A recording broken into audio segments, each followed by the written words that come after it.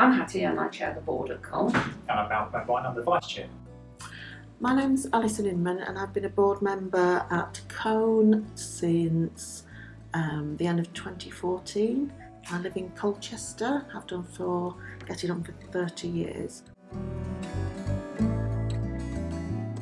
At the moment there aren't. There were when I was first a board member. They're not at the moment.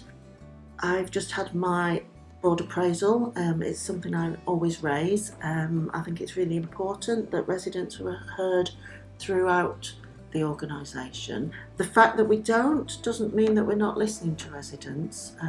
There are lots and lots of different mechanisms for making sure that that voice is heard and making sure that we make the right decisions. We used to, we don't at the moment, but it's very much down to what residents say they want from us. Yeah, absolutely. And I think other housing associations approached it differently. Some have residents on the board, others find other mechanisms which are actually more effective in making that voice heard. So I think we're open to whatever we think might work best for residents. Also, what the residents might think works best for them to be heard.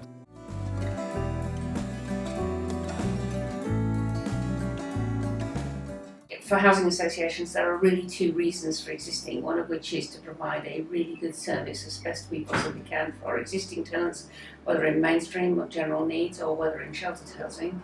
But at the same time, we were set up with an obligation to provide new homes to meet housing need in the local area. So again, it's very much a balance of both. Yeah, I don't think it should be an either or. I think ultimately the needs of people in the local area to have good quality housing is why we were formed. But there's an amazing shortage of capacity in the southeast, so creating more homes, making more opportunities. So it's not either or. I think we just have to do both and do both well. Sheltered housing is really important. We've got an ageing population. We need to be thinking about new models for people as they age. I'm ageing, it's really interesting to think, well, where would I want to live in 10, 20 years' time? And I think some of the answers are the things that we're not doing at the moment. We need to learn from other providers, talk to people about what they need to live the best life, whatever age they are. There is a shortage of housing, and whilst we would love to provide the absolutely perfect property for every single one of our tenants, that's not always possible, and anyone who's been on a waiting list will know that's not always possible. What I think we have an obligation to do is, where the accommodation isn't suitable, to do whatever we can to provide adaptations, to provide additional services, to make it work as best we can while the individual is waiting for the more suitable accommodation.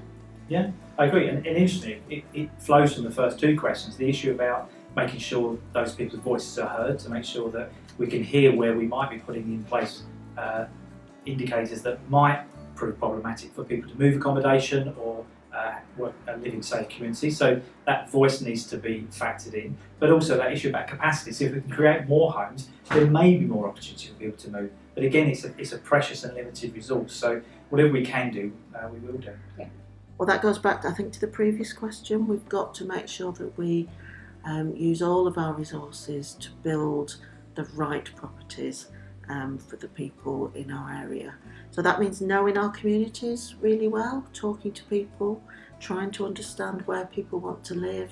We need to make sure that we're talking to local councils and other housing associations, make sure that we're between us doing what we can to end the housing crisis.